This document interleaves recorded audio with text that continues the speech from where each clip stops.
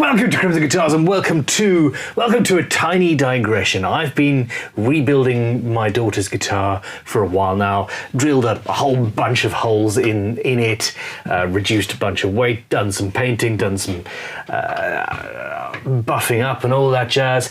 And when I came to take the masking tape off the fretboard, I realized that this was just too damn boring. Now, a question I've been asked literally 3 times, more than that, is can one install custom inlays in a guitar that still has its frets on? And yeah, actually, it's not that much of an issue. It's not ideal, but these frets on this guitar are essentially new. It's only 2 or 3 years old. It's this. I'm not going to refret this guitar with all of the hassle and danger that entails. Even when you know what you're doing, you run the risk of chipping out the fretboard and having to repair that and all that. This guitar is now hex themed. I want some custom mother of pearl hex inlays in it, and I am not going to take these frets off. Onwards. Burn it.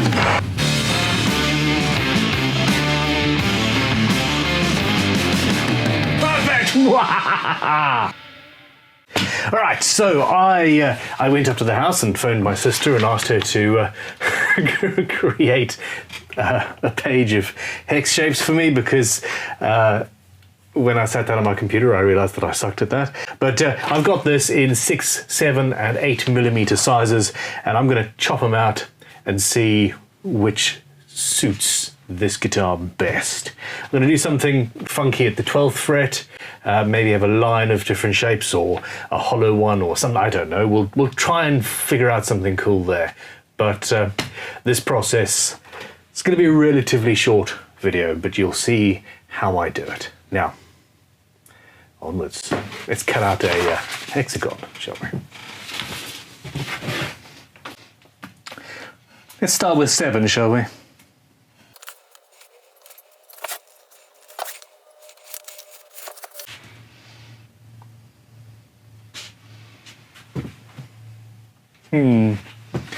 Let's try the 6.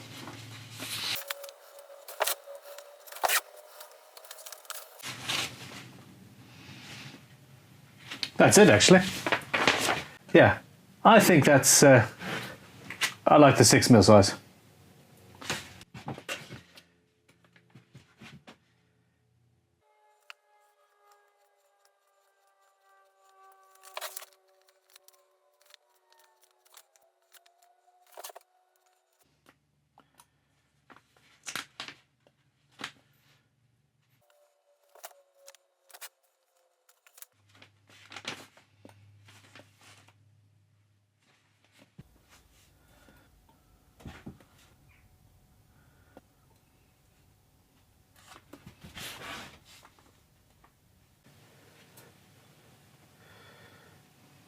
Okay,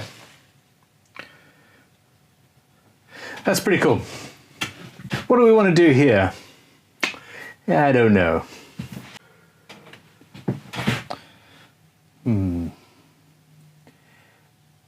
I don't think that spacing is going to be close enough, but or at least correct. That's where the standard dots were.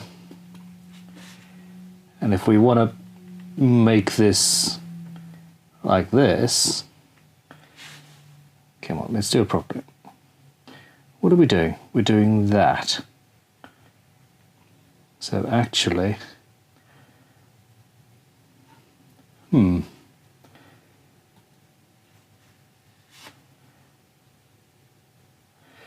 okay.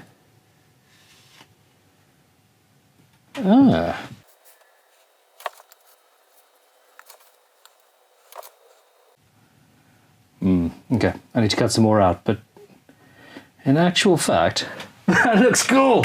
Ha! Yeah, that looks really cool.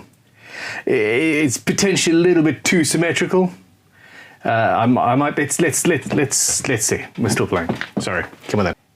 Essentially, you could just add another 1 or 2 or 4 Let's just make our life horrifically difficult, why don't we?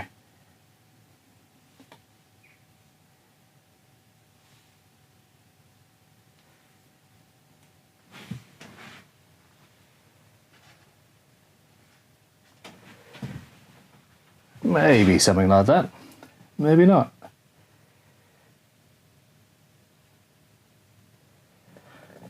I'm less excited about that one. Symmetrical it is. So at this stage I know exactly how many of these that I want, and I'm going to take my jeweler's inlay jig from Crimson, and I'm going to hand cut each one of these things out of...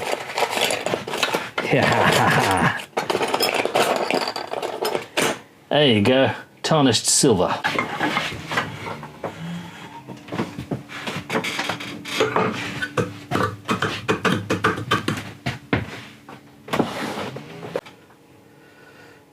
And looks like I'll have enough. Cool, all right. I didn't really need to cut these shapes out. I could have just taped the whole printout on it, but what I want to do is pick up a little piece, pop, that's my inlay, and then I can very carefully, holding the piece of metal up against a backlight or something like that, I can figure out exactly where I want it to be, so I use the most material possible.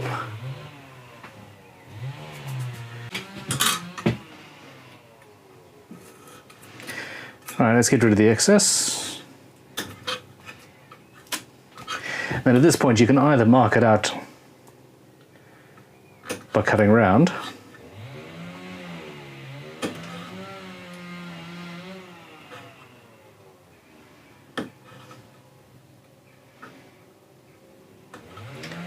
yeah, and take the whole thing off, or if you want to be absolutely certain, you cut around the bit of paper. So a bit of a repair.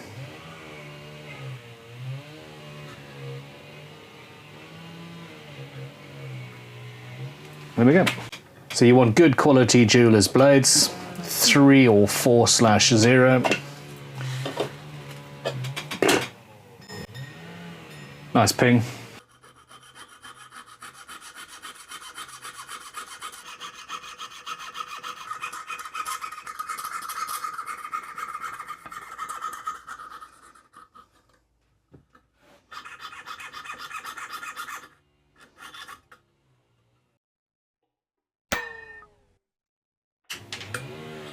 Of course I just dropped the first one, straight away. First thing you do, drop the inlay.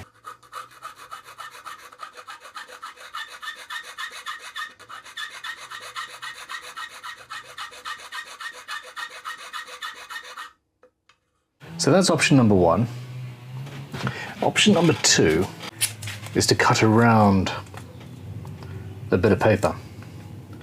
And you should be a little bit more precise.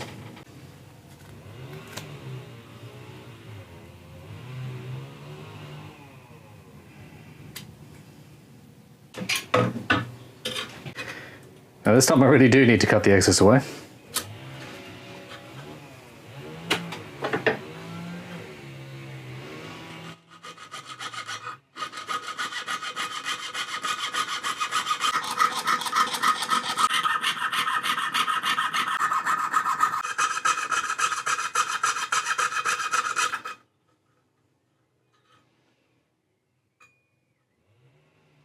I nearly dropped the second one. Wow, that's even further away from perfect. Oh my gosh. I tell you, symmetrical shapes, they suck to do. Yeah, that sucks.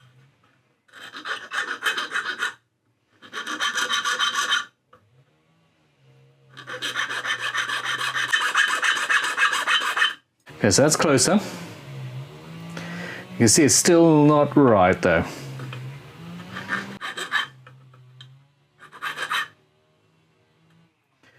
So at this stage,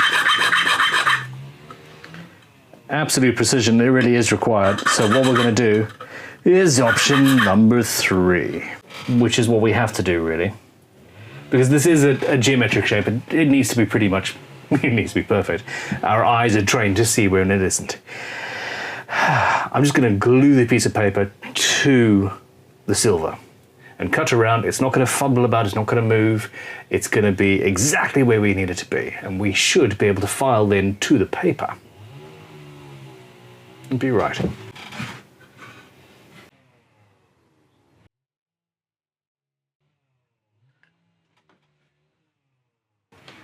CA glue and a bit of accelerator.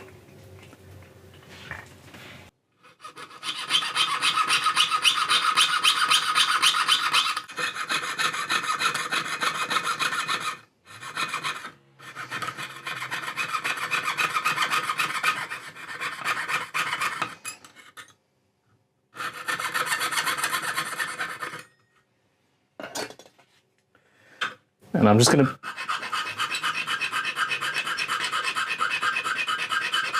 take that as edges down while it's still attached.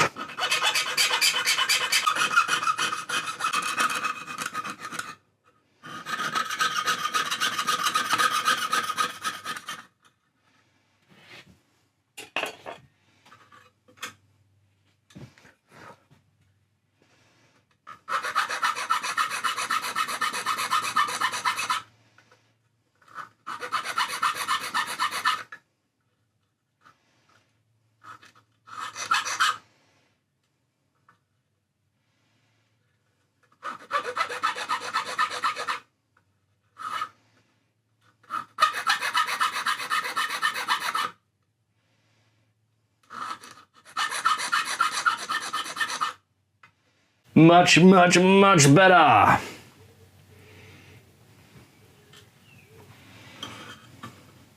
The first two options are fiddly and difficult.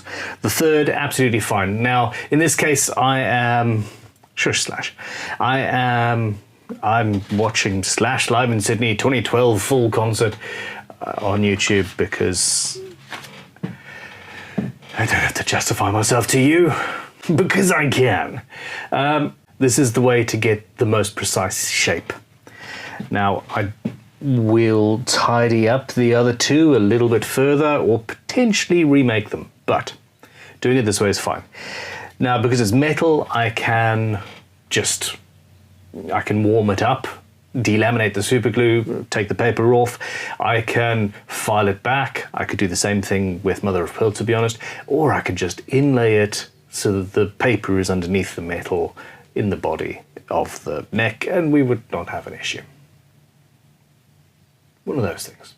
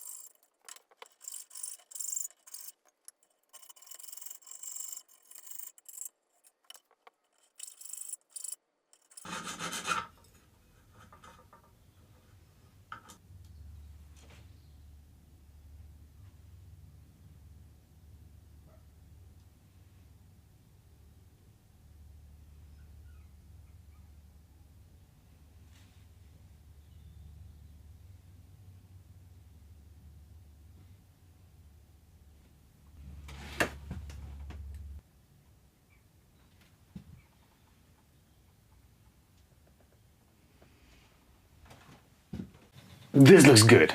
This looks really good.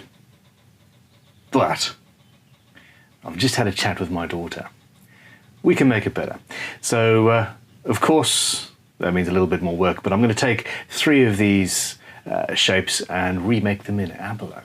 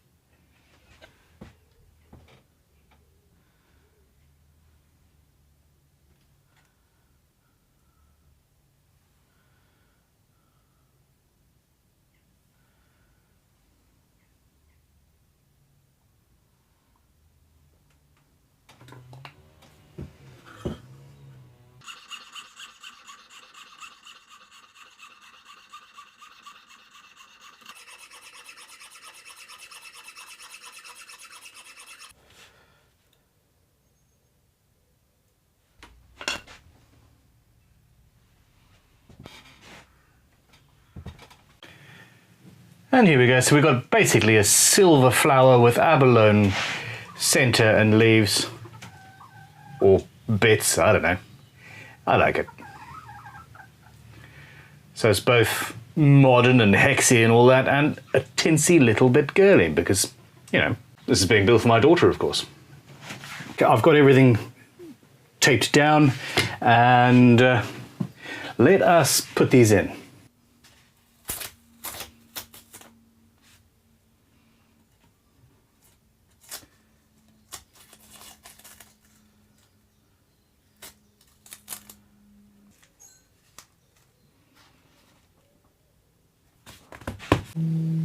Now with most inlays I will go in, position it exactly where I want it to be, double check, hold it down and just mark around. I've got a sharp scalpel blade, I'm sticking myself to the other one, and that gives me what I need. Now, you'll notice that I'm holding it down and then holding it down and moving and moving and moving without the thing moving. It would be easier if I just glued the damn thing down, wouldn't it? Which is another option.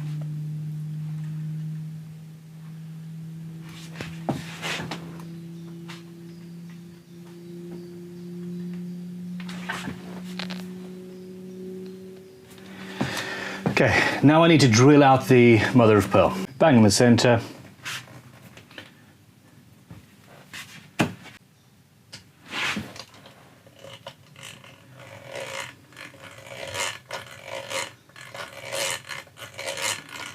Okay, so that's the center.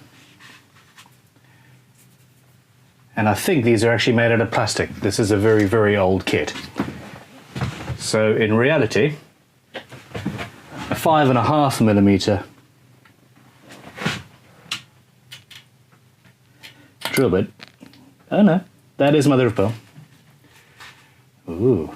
I think this is going to shatter inside. I'm going to also go reverse. See?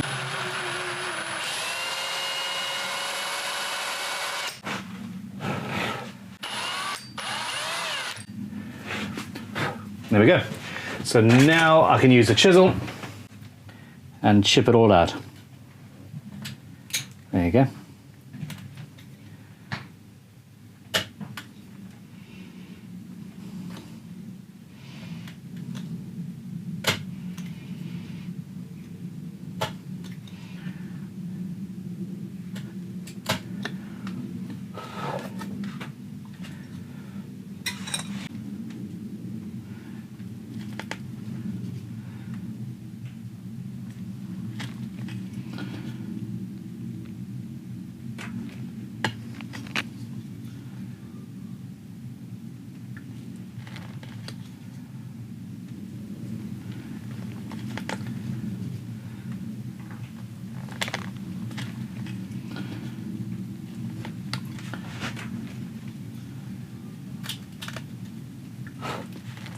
And there we go.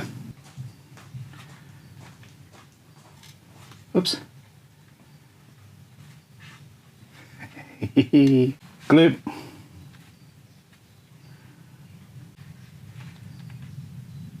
Let's get a little hammer and goggles. You don't want super glue in your eyes.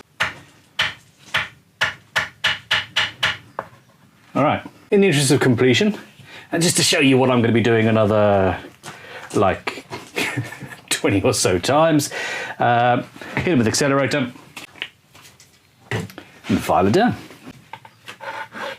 So I'm using a fine file, and I've got the silver down as low, as close to the top of the fretboard as possible. Now, this is the thing, we've still got frets in, and that's the whole point. The finer the file, the longer it takes, but also the fewer scratches you'll end up in your fretboard. Because this whole fretboard, in the end, we want it to look homogeneous and nice and cool and organized. And attractive.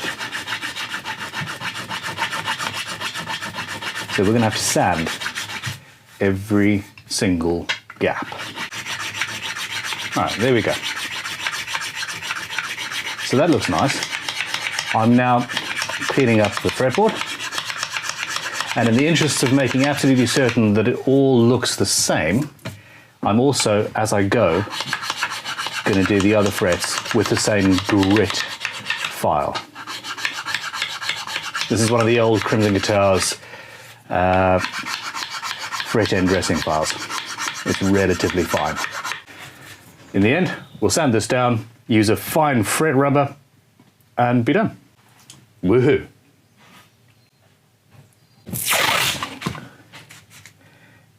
Let us make it a little bit easier for ourselves.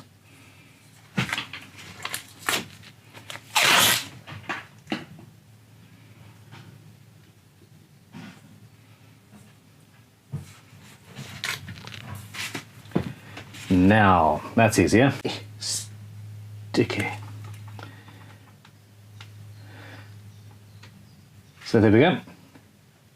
Now, I can either hold that down, or, better yet, let's glue it in place.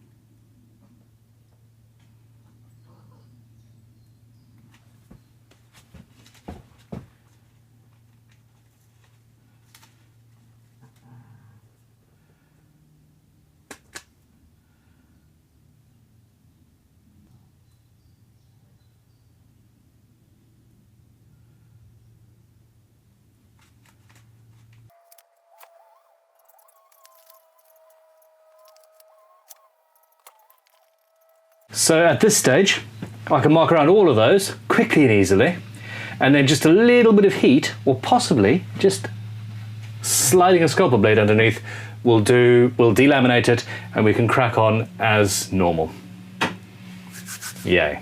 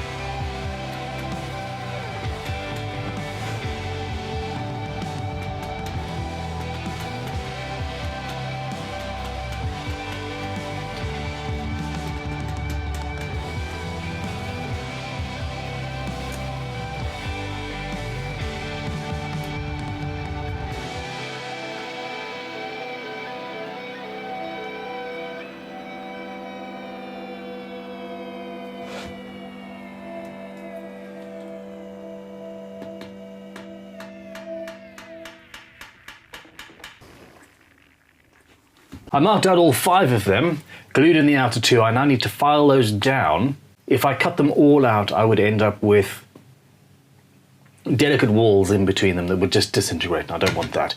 So it's a case of doing them in pairs. Of course, the abalone is sitting a lot more proud than the silver was.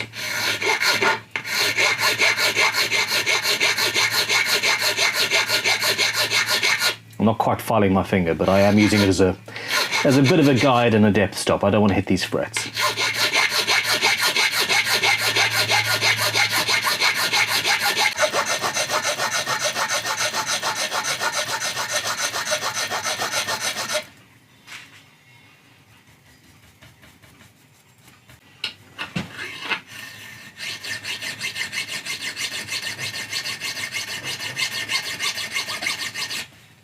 This is got a safe edge on both sides, so I'm not damaging the frets.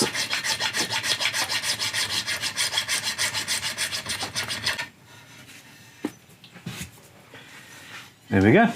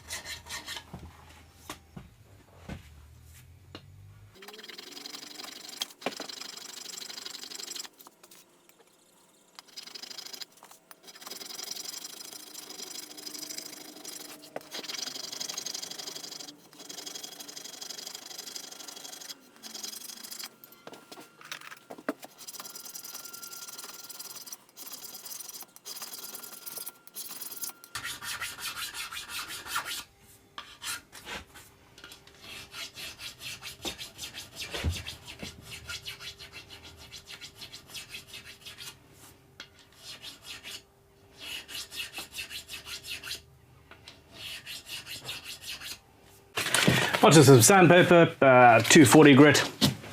Remember, I am going to come afterwards and level and crown these frets anyway, so I'm not too worried about touching the frets at this stage.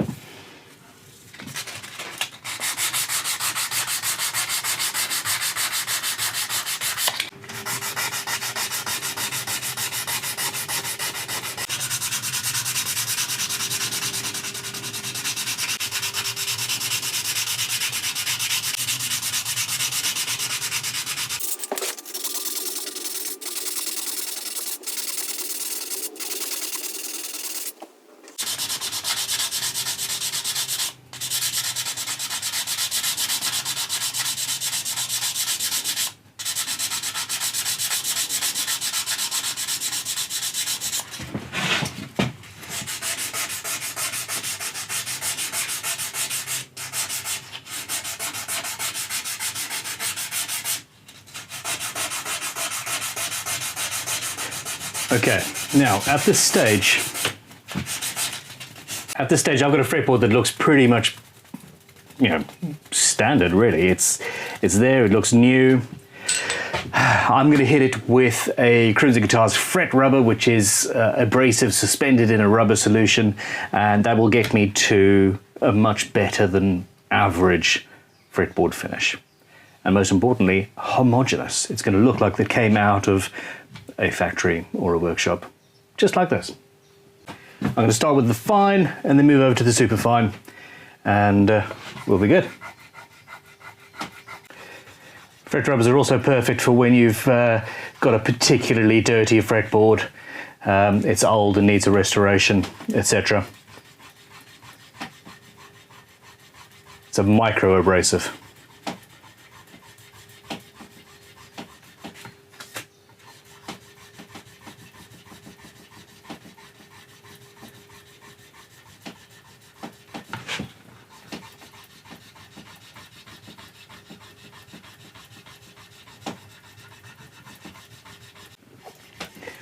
Even more useful when you are fretting a neck and have super glue, etc. mess that you need to get rid of.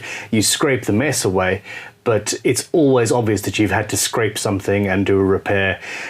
Going from a perfectly standard area of fret with no inlay or no glue to something that's had scraper, etc. You see those marks. This process is what you have to do to make it look professional and neat.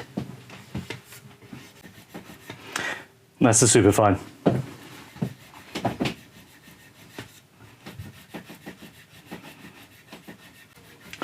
I am really, really happy with how this guitar is turning out.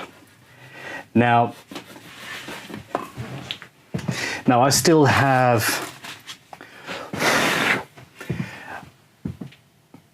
fret work to do. I still have got to obviously put the whole instrument together, and that is going to come in the next Saturday video on this channel. We have had a few changes recently. I am moving all of the live streams over to the Crimson Guitars Extras channel. You will see, if you're interested, edited versions of those here. Too many people aren't interested in watching a 9-hour live stream, and I can sympathize with that. The other thing is I am finally getting back onto the hand tool only build. That will be hitting your screens soon. Anyway, this used to be a fairly standard, fairly boring, normal Strat style neck with dot inlays. And in essentially a half a day of time, that and doing something that's relatively straightforward, we've transformed it. It's something else. And once I've got oil on there, it's going to look even better. Cool. So please click like, subscribe, let me know what you think in the comments. Stay well, everybody. See you soon.